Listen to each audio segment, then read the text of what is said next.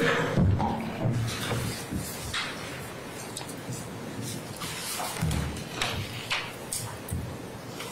is more important that innocence be protected than it is that guilt be punished. For guilt and crimes are so frequent in this world. That's a quote from the man who wrote into our Constitution what the presumption of innocence means. His name was John Adams. He was the second president of the United States, right after George Washington. Why is that quote important? Why is the presumption of innocence important? Why did that get included in our great Constitution? Because we want to make sure that we don't accidentally send innocent people to prison. Innocent people don't get punished. I have the great honor of representing Diamante Kendrick, who's sitting in the gray vest at counsel table with me, along with my co-counsel, Doug Weinstein. Doug, stand up so everyone can see you. Also, you'll meet or hear from, at times, Katie Hingerty. She was here yesterday. She was the tall woman, blonde hair. And the three of us have the great honor and privilege of defending Mr. Kendrick. I've been practicing law here in Atlanta for almost 30 years, exclusively representing innocent people like Mr. Kendrick. He is not guilty. He is not guilty of every accusation and every count in the indictment that the state alleges. Let me say it a third time, just so you're clear. He is not guilty of every single charge against him.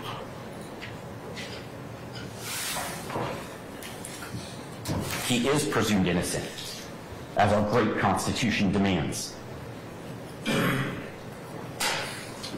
And we won't have to prove anything to you, as the judge told you. The burden will always lie on the state, and boy, is it a high burden, beyond reasonable doubt. Now, it's not a mathematical certainty. The judge, Judge Granville, who's a great judge, by the way, and very smart, and knows the law really well, will instruct you as to all the law. None of the lawyers will. But that beyond a reasonable doubt standard is a tough standard for them to meet. And the evidence in this case against my client is so very weak. The state's not going to be able to come anywhere near the standard required.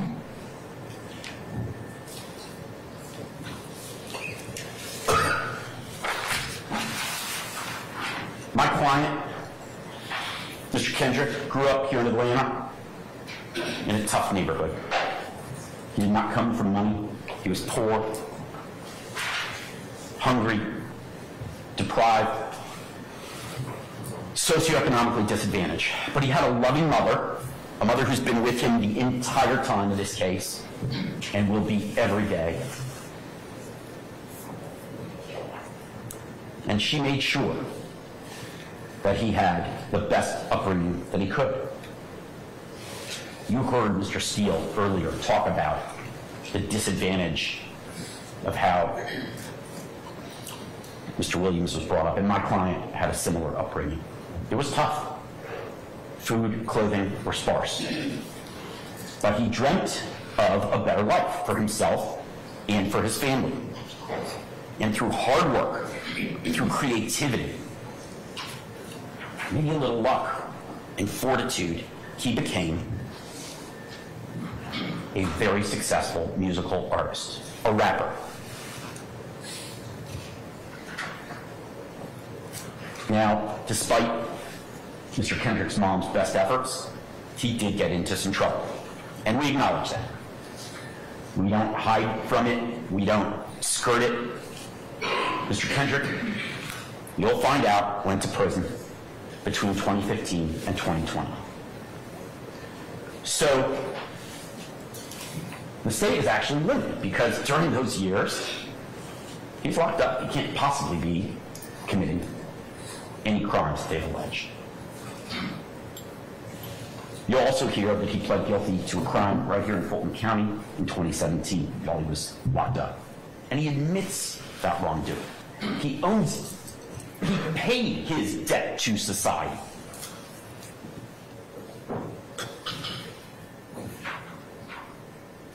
But he also worked hard and obtain success in the music industry, and not just for fame or money. Mr. Kendrick did it because he wanted to give back to his community, a community that was disadvantaged. And that's exactly what he did when he got successful. He did tremendous civic duty. You'll hear evidence that he volunteered, he helped coach a youth football team, and he gave back to his community. He gave back because he knew it was the right thing to do. Now the state, and the evidence will show, the state, the police, and the prosecution want to use Mr. Kendrick's past. They put it in the indictment. Despite having paid his debt to society, the state is going to use his prior conviction to try to bootstrap these old crimes that he's already paid his debt for, to get you, to convince you that he's guilty of these new offenses. They're going to try to get a second bite of the apple, despite the fact that he served his time, that he pled guilty. They want you to find him guilty again because of a debt he's already paid. And that's not right. They can't prove, using actual evidence in this case, the new crimes that they're alleging in the indictment, so they have to get you to pay attention to the old past he left behind. The evidence will show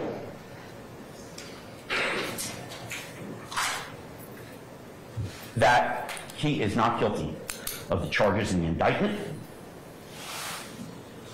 and that the police and the prosecution's case is so incredibly weak. But they have to distract you with the old Mr. Kendrick, the Mr. Kendrick that paid his debt and pled guilty and served his time. It's like a bad magic trick. You ever see a bad magician who's like, look over here, while they're picking your pocket? That's the evidence the state wants you to pay attention to.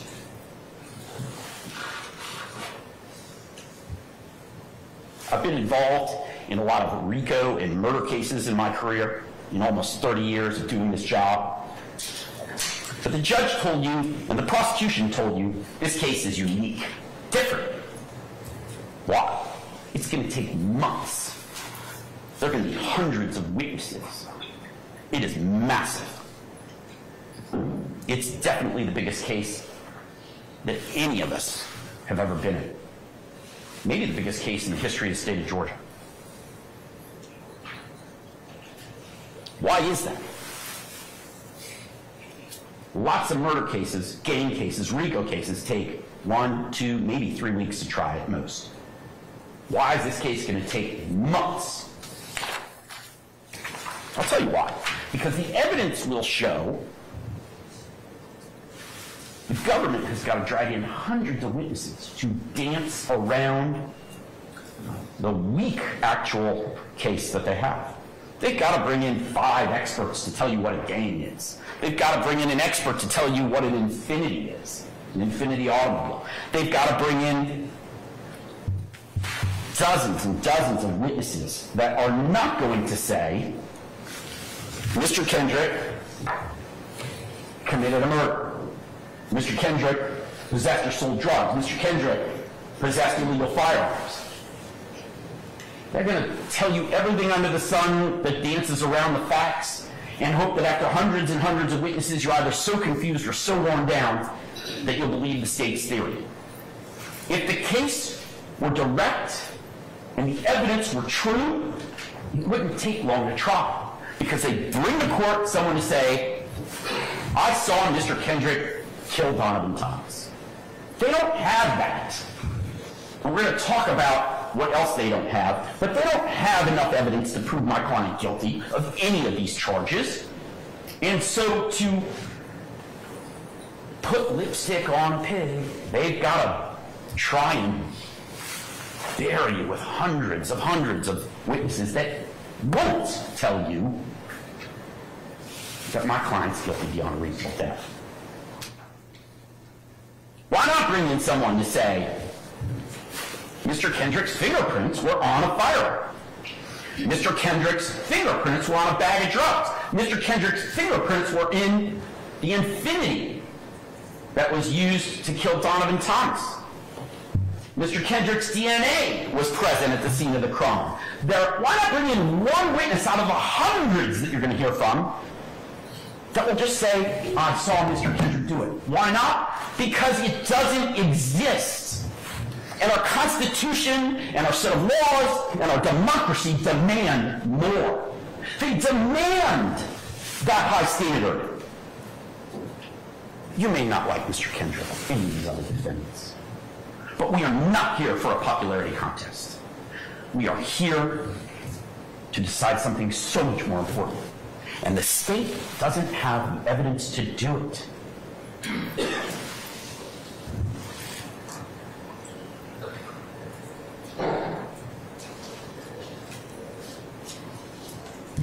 The evidence doesn't exist, not real concrete evidence.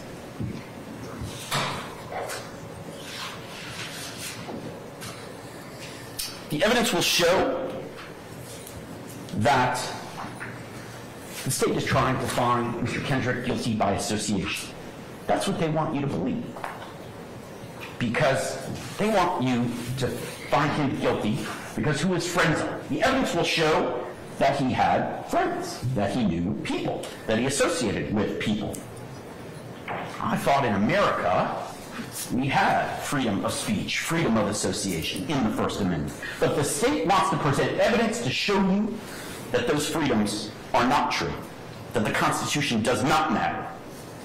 They want to present evidence that Mr. Kendrick is guilty by who he hangs out with, the color of the clothes that he wears, the symbols he makes with his hands, and the beautiful lyrics that he writes and sings. Those aren't actual crimes, that's just free speech. And that is what is on trial here, the First Amendment of the Constitution. They want you to look at evidence and say, these people are guilty because they exercise their right to free speech in America. That's not just wrong, it's un-American. Now, the evidence will show you in 2020 that when my client did get out of prison, due to his hard work, his talent, he became a famous rap star.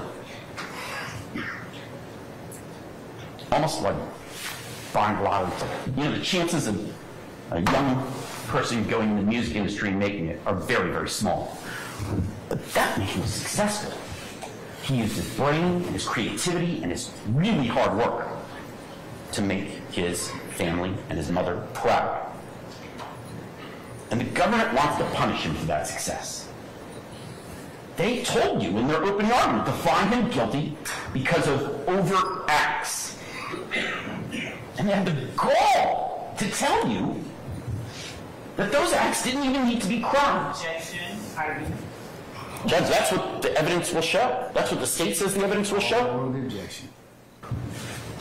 They told you that those overt acts don't even have to be crimes, but you should, as a result, find him guilty of criminal RICO.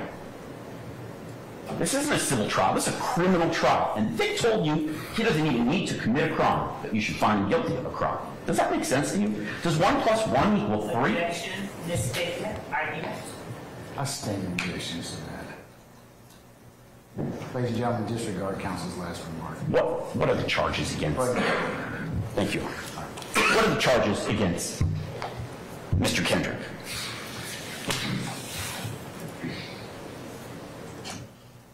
The first and the biggest is a murder. We've heard a lot about the murder of Donovan Thomas already. Now, Donovan Thomas died, and it's tragic, and murder is wrong. The state had the nerve to show you an autopsy photo in opening argument, not because they needed to prove that Donovan Thomas died, but to exaggerate and scare. Objection, argument, on what the evidence will show. The evidence will I sustain the objection. clearly show that Donovan Thomas died. We concede that, and it's a tragic occurrence. And my client and his family grieve for the family of Mr. Thomas. We don't think it was acceptable. But my client had nothing to do with that man's death. He died because of a drive-by shooting at a barbershop on January 10th, 2015. And what happens next? The police arrest the wrong group of people. They admit they arrested the wrong group of people. You heard Mr. Sharp and Mr. Steele tell you about Kenneth Copeland and Deacon Garlington and the others who were arrested for this crime. And the police charged them. And what is the evidence that turned out that those people got their charges dismissed and Mr. Kendrick got charged instead? Are there fingerprints of Mr. Kendrick on anywhere at the crime scene, on the body of Mr. Donovan, in the car that was used, on a firearm that was used? Are there fingerprints anywhere that tie my client to that crime? No. What about DNA? Is my client's DNA anywhere related to the death of Donovan Thomas? No. What about ballistics? Are you going to hear evidence that there was a match between the bullets or the gun used to kill Donovan Thomas that was a gun ever possessed by Diamante Kendrick? No. Are you going to hear from a single witness out of the hundreds of witnesses that are going to be brought here by the state? One. I beg you for one witness to come to court and stand right here on this witness stand and say to you, I saw Diamante Kendrick kill Donovan Thomas. Will that occur? And the answer is resoundingly no, because my client is not guilty, ladies and gentlemen. He's an innocent man, wrongfully accused of a murder he didn't commit. And if that doesn't get you upset, I don't know what will. It makes me angry.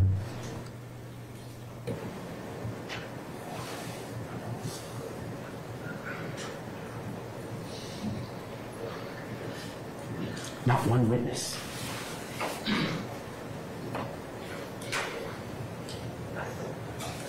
There's videotape that the state will present of an Infiniti automobile driving by the barber shop and being used to kill Donovan Thomas. Are you going to hear witnesses that say my client owned the Infiniti, rented the Infiniti, leased the Infiniti, was the rightful driver of the Infiniti? Nope. Will you hear or see evidence to the contrary? Oh, yes, you will. Shortly before Donovan Thomas dies, the state has another video of my client getting into, are you ready? A Pontiac Bonneville. Not an Infiniti, a Pontiac Bonneville. So, will you see evidence? Will the evidence show that my client is Superman and can fly through the sky from one car to another? No, you will not. He is not Superman. Maybe he's Mr. Spock and he can teleport. You will not hear evidence of his ability to teleport from one car to another either. And yet, the state claims he's guilty of murder.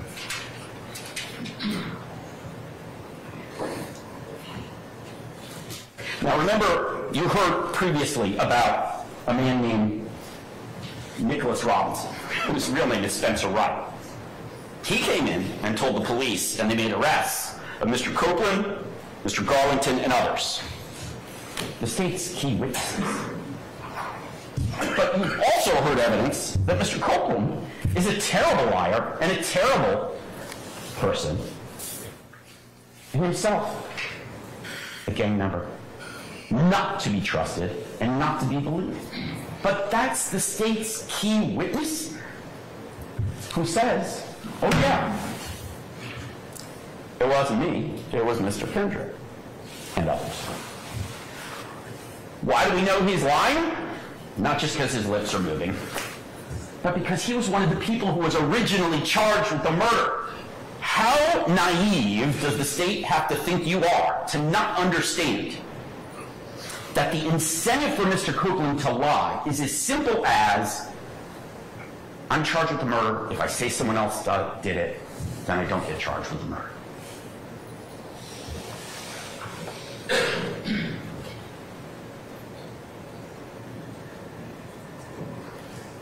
It's a ridiculous theory that they have, quite frankly.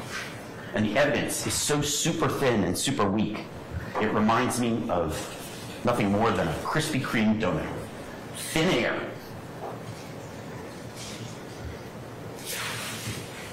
In fact, Mr. Garlington, when he's interviewed by the police, says, yeah, I don't know who killed Donovan Thomas.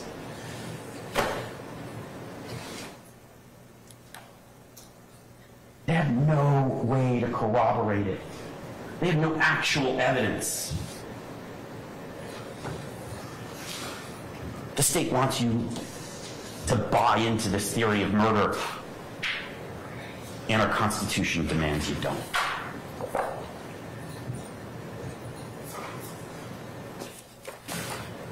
They charged a bunch of people, the police, the Atlanta Police Department, figured out, oh, we messed up and got it wrong, but now we're going to charge a bunch of other people. But trust us this time. Does that imbue trust to you? Is that evidence that you'll hear about that seems trustworthy? No, it is not. That evidence is completely untrustworthy and unbelievable and unreliable. It's a bad magic trick.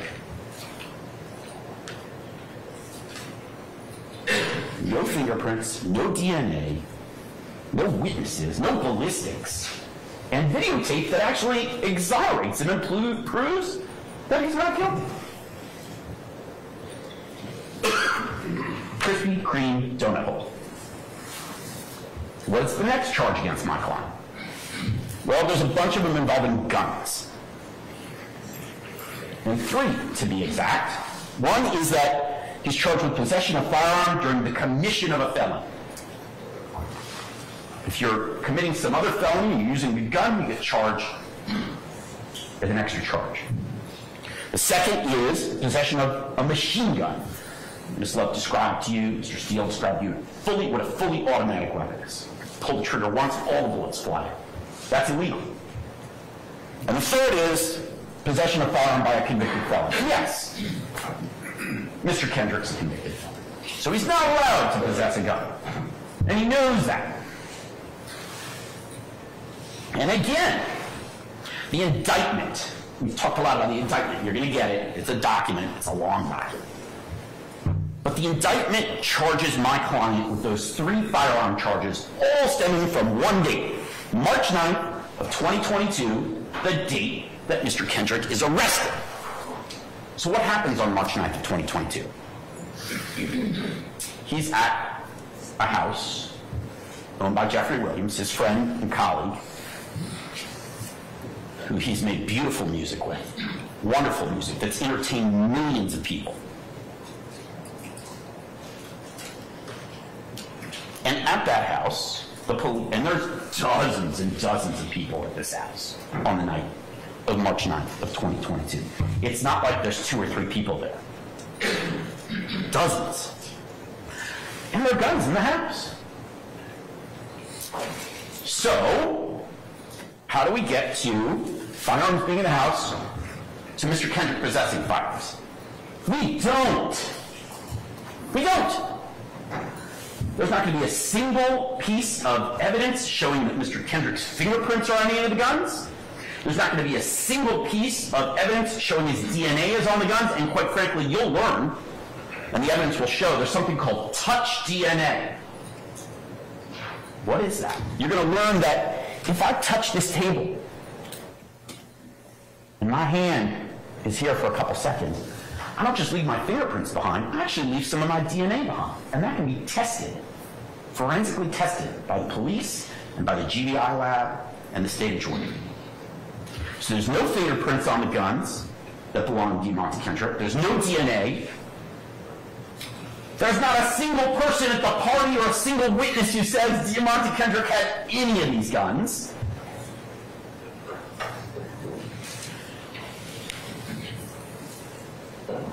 No one is going to say he bought any of the guns. No one's going to say he sold any of the guns. No one is going to say he possessed any of the guns.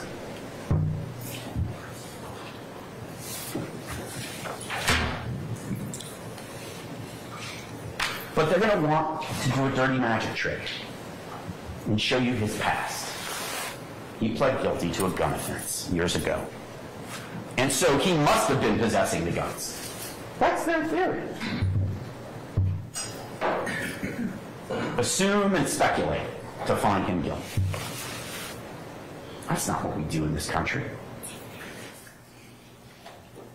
That's not what we do in a democracy. That's not what we do with our Constitution. And that's not what we do when someone's presumed innocent and has to be proven guilty beyond a reasonable doubt.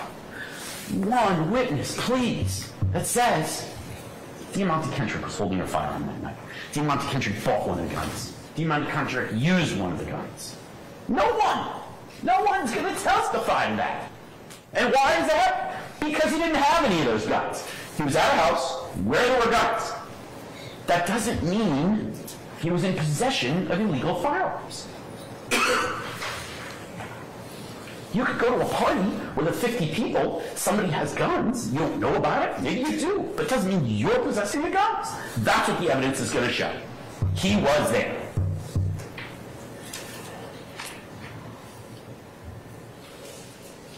It could have been a bazooka in that house. I don't care. Mr. Kendrick wasn't in possession of any firearms, illegal, machine gun, or otherwise. He didn't control a gun, he didn't use a gun, he didn't buy a gun, he didn't sell a gun, he didn't hold a gun. Not one witness. And there are dozens of people that they could call to say, oh yeah, I saw Mr. Kendrick hold a gun, but not one. And there could be hundreds of witnesses. I want to bury you with witnesses so that you'll forget about the presumption of innocence and what real evidence is required. Zero, not zilch, donut hole, reasonable doubt. What will they show you? What will the evidence show that night on March 9th? Well, they'll show that Mr. Kendrick was afraid. He's a black man in America, and there's a team of people swarming a house with firearms. He's not sure if the police or not. But in 2022, after COVID, BLM riots, people like George Floyd died, he had a reasonable and healthy fear, fight or flight. Mr. Kendrick doesn't want to fight. He doesn't want to fight the police, and he doesn't want to fight people who aren't the police if they're armed. But he knew that there were people swarming the house with guns, and it turned out they were the police. So what did he do? He ran. He did the absolute smart thing to save his life. He was afraid, and he ran. And the police caught up with him shortly thereafter. Now, he's not charged with fleeing the house. He ran because he was afraid, and that's a reasonable thing to do for him, given how he grew up, where he grew up, and the state we live in.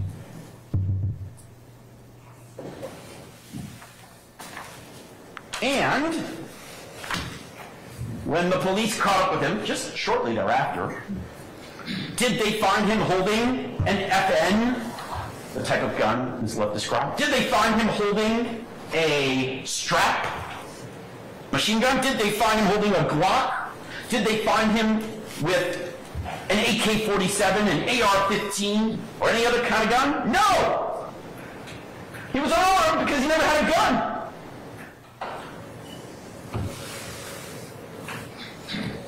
There's not a scintilla of evidence that you should believe that Mr. Kendrick is guilty of any of those 3 firearm charges. Not a scintilla.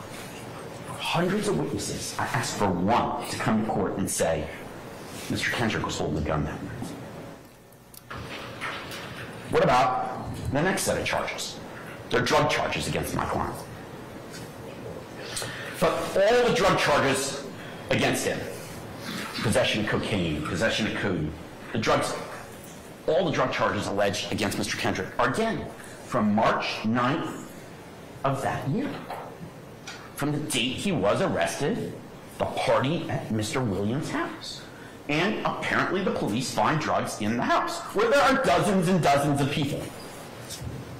So again, I ask you, listen to the evidence. What will the evidence show? Will the evidence show my client's fingerprints on a bag of drugs? No. Will the evidence show my client's DNA on a bag of drugs? No. Will a witness come to court and tell you he was using drugs that night at the house? No. Is there videotaping my client snorting a line of cocaine? No. Is there going to be a witness who tells you that my client sold him drugs? No. Is there a witness that's going to tell you that my client bought drugs? No. Is there going to be any evidence that my client possessed, used, bought, sold, controlled drugs on the night in question? Absolutely not. There were drugs at the house, my client was at the house, there are dozens of people at the house. 1 + 1 does not equal 3. It's another Krispy Kreme donut hole for the prosecution. Zero, nada, zilch.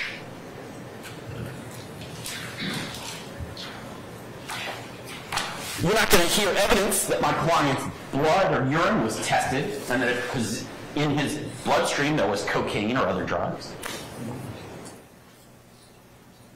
And the indictment says that the drugs that they're charging him with are from that date, March 9th, 2022, the day he was arrested, not any other day in his life.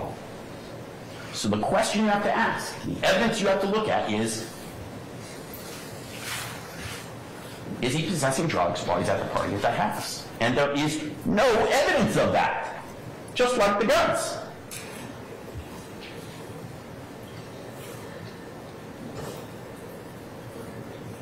The next charge against my client is gang activity. And the gang activity they allege, very specifically in the indictment, it's not just any gang activity, it's gang activity related to the possession with the intent to distribute illegal drugs from March 9th of 2022.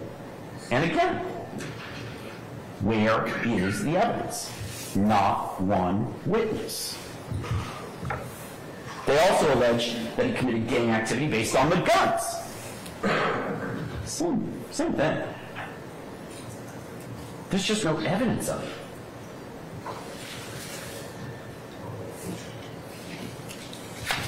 It is not illegal to be part of a group in America. Freedom of association. Otherwise, the Atlanta Falcons would be an illegal street game because they wear red and black and they have certain symbols they wear. And the Braves, certainly the Braves, because they lost in the playoffs. Maybe the state of Wyoming would die better. It's not illegal for my client to want to wear the color green and do fancy symbols with his hands. But they're going to bring dozens of witnesses in to talk about that. So what? That's not a crime. Illegal gang activity requires my client to have committed a crime and be in a gang. And YSL is not a gang, but we'll get to that in a minute.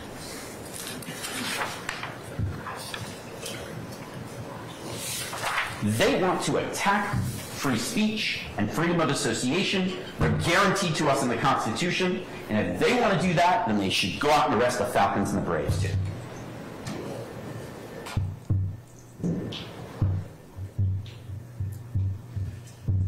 Not one witness is going to come to court and say, Mr. Kendrick possessed, sold, bought, used drugs as part of gang activity. Or possessed, sold, used a firearm as part of gang activity. I want you to tally, keep count, take notes. How many witnesses the state brings in this case? Hundreds. And I want you to remember this conversation I'm having. This one-sided conversation I'm having with you all. About how many witnesses say, my client possessed a firearm because he was a YSL gang member. My client possessed drugs because he was a YSL gang member. What is YSL? It's a successful, massively, worldwide, internationally successful record label. And my client was a part of that record label and a successful rapper. And blessed with the ability to make that music. And last I checked, those lyrics, which the state is going to try and use, are just part of free speech.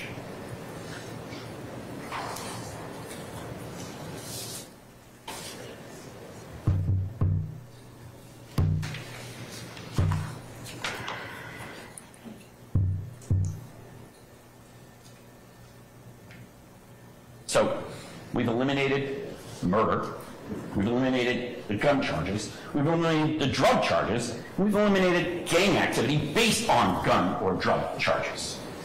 So what's left? What's left is count one, RICO. Ms. Love told you that's a term that most normal people don't use, for good reason. It's a very complicated legal term. Most lawyers don't even understand it. I'm going to try to explain it to you. And you've heard a lot about overt acts versus predicate acts. Are you confused already? You should be. They want you to believe, and they want the evidence to show, that Mr. Kendrick is guilty of this vast conspiracy because who his friends are, who he hangs out with, the colors he wears on his clothing, and the lyrics that he writes, the rap music that he makes. And they suggest to you this is all part of a vast conspiracy. But the reality is, some of these lyrics may be offensive to you, and that's okay. Because in a free society, we have free speech. That doesn't make it a crime. The state says that the evidence will show that they dug to find out the murder and then used the lyrics to support it. You know, I watched Goodfellas. It was a movie about real crimes that took place. It was written by Martin Scorsese and acted out by Robert De Niro. The DA's office is going to go arrest Mr. Scorsese and Mr. De Niro. They're exercising their free speech to tell a story. Why can't my client, Mr. Williams, do the same and write lyrics about crime? Maybe they're offensive. Maybe the movie Goodfellas is offensive because you see people committing crimes. But in a free society, we're allowed to exercise free speech. It's the price we pay to live in a free country, and it's a great price. Just because someone raps about murder or other crime does not make it a crime.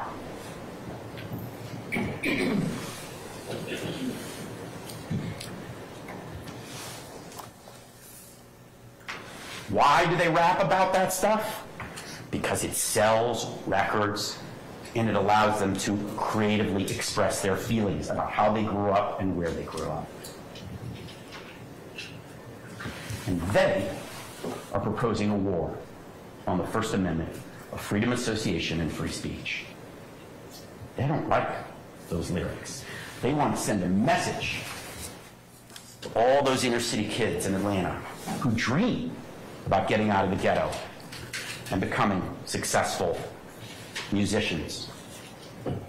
And their message is, if you rap lyrics about crime, we're gonna indict you and charge you and brand you a criminal.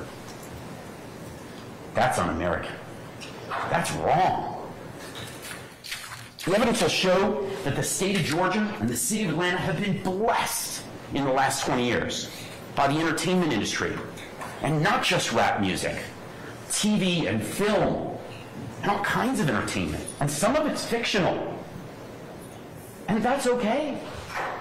It's okay to rap about crime or life or your experiences, even if it's not true, even if it didn't really happen. That's just free speech, ladies and gentlemen. That's not evidence of a crime.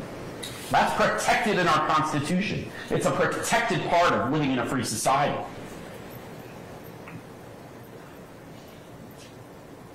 YSL was a very successful record label, and there's going to be evidence of that.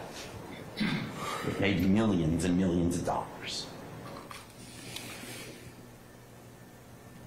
That's not a criminal street gang.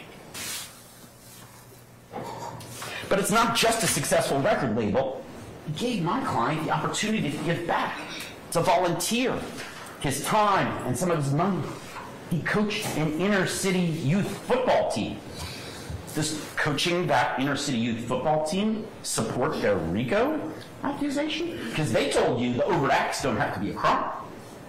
Maybe now we should criminalize civic volunteer work. I don't know where it ends if we start making free speech illegal. They want to lump Mr. Kendrick in. They want to have you find him guilty because of other people's crimes or crimes that he already paid his debt to society for. So the state presented you some of the examples of that.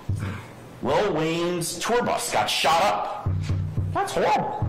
Whoever did that should be punished. But there's no evidence my client was there to part in it. They're alleging that's part of this case. The shooting of Chanel Drinks you heard about, gunned down in a rental car. But they're not alleging Mr. Kendrick took part in that either. And what about the attempted stabbing of Rayshawn Bennett, Wyatt, who's known as Wyatt Benucci, another rapper, and the armed robberies they allege? None of those incidents involve Mr. Kendrick. But what they're going to argue to you is that if Mr. Kendrick was part of the YSL label, or what they call the YSL gang, then even if he's not charged with those crimes or involved in those crimes in any way, he should be found guilty of RICO conspiracy, even if he didn't commit a crime. And that's wrong. It's just wrong.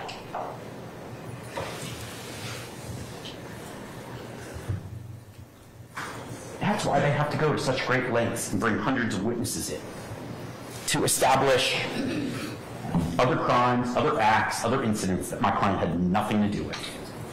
It's a bad magic trick. Look over here at Lil Wayne's tour bus.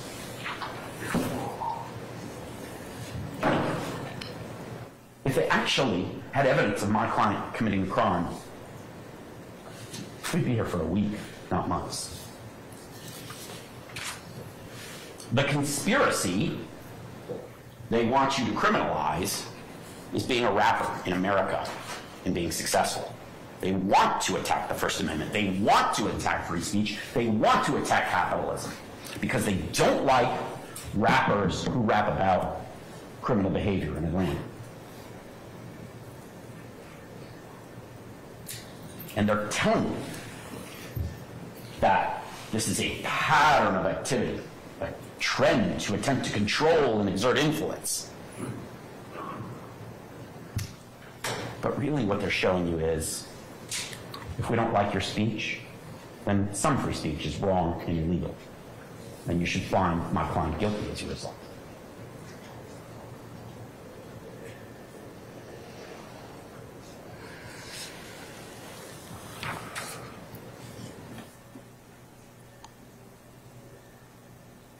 They don't want you to find Mr. Kendrick guilty based on his actual actions, just based on the words he wrote and sang. They don't want you to find Mr. Kendrick guilty of his actual actions because they don't have the evidence of it. They don't have the evidence of a murder or illegal guns or illegal drugs. They don't actually have that. So instead, they've got to play their bad magic trick. But you're smart and you can listen to the evidence and you will see it's nothing but a Krispy Kreme donut. That's what the evidence will show.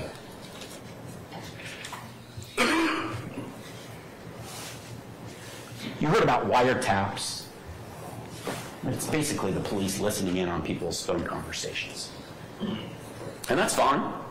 They get a judge to approve it, they're allowed to do that. And there's hundreds and hundreds of hours of wiretaps. And I dare you to listen to all that over the next few months and hear one time my client saying, I have a gun, I have some drugs, I committed a murder. It doesn't exist. Nowhere.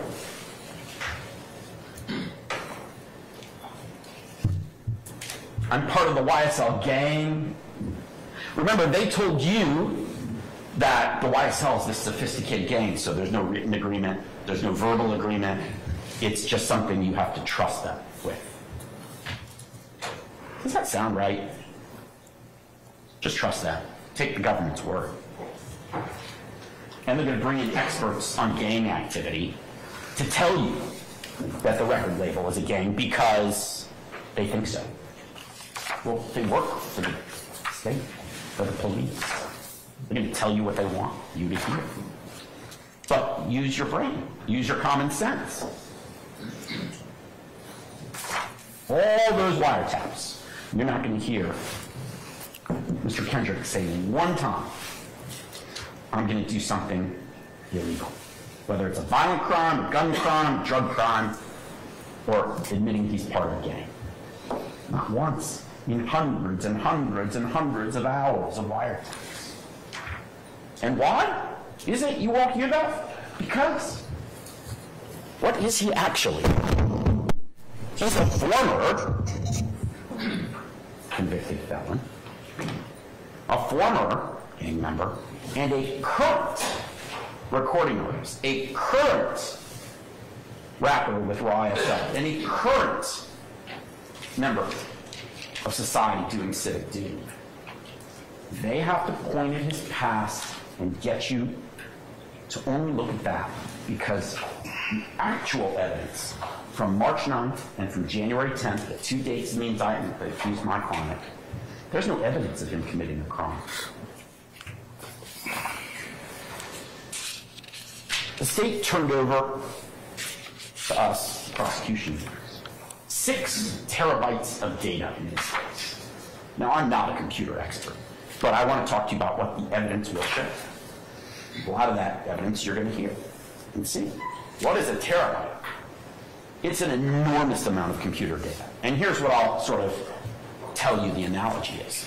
If it were pieces of paper, 6 terabytes would be 420 million pages of documents. 420 million pages. That's how much evidence there is in this case. Is there one page? Is there one witness? One set of fingerprints, one set of DNA, one videotape that shows my client committed a murder, that shows my client possessed illegal drugs, that shows my client possessed a firearm, that shows my client committed illegal gang activity, or that my client conspired with others to commit crimes. It's a donut hole. It's a Krispy Kreme donut hole. You don't get the glaze, you don't get the donut, you just get the air in the middle. What did Mr. Kendrick do? Oh, they have pictures of him flashing gang signs and wearing green. They have pictures of him standing on the hood of Rayshawn Bennett's car at Lenox Mall. Oh, God forbid. He stood on the hood of another rapper's car, and they want you to believe that is the evidence that he's part of this vast conspiracy. No. Standing on someone else's car, it's a nice car, is juvenile. It's silly. Maybe it's even a misdemeanor. But they didn't charge him with that misdemeanor. Instead, they charged him with RICO conspiracy. Standing on the hood of this other rapper's car must be proof that he's part of this vast conspiracy they're alleging.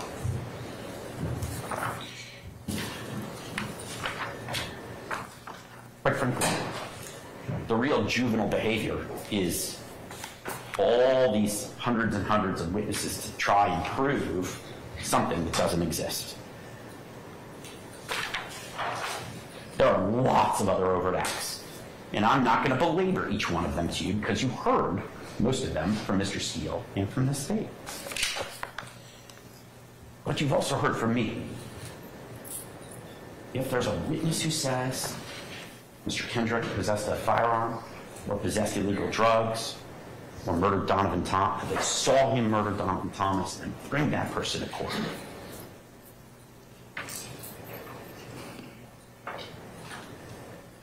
Mr. Copeland, their star witness, is going to come to court and say that Mr. Kendrick admitted to him, Mr. Copeland, that he was part of the group that killed Donovan Thomas.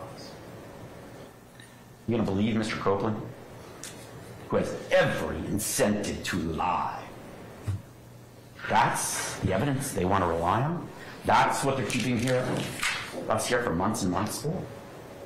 The guy who was charged with the crime, who now says it's not him, it's my client instead? Please tell me there's something better, something else that we're here for.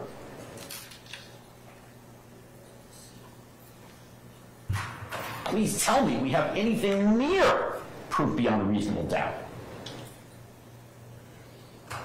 We don't. There's no real or concrete evidence my client committed a crime. Not a single offense. Not RICO, not gang activity, not guns, not drugs, and definitely not murder. Ms. Love talked about the wolf pack. I understand that. She thinks the evidence will show that. But I really think it's more like the boy who cried wolf. You know that old story. There's a wolf, there's a wolf, there's a wolf. And it turns out there wasn't a wolf. That's the state's case, ladies and gentlemen. And that is why you will come back many months from now and find my client, Mr. Diamante Kendrick, not guilty on every single count. Thank you.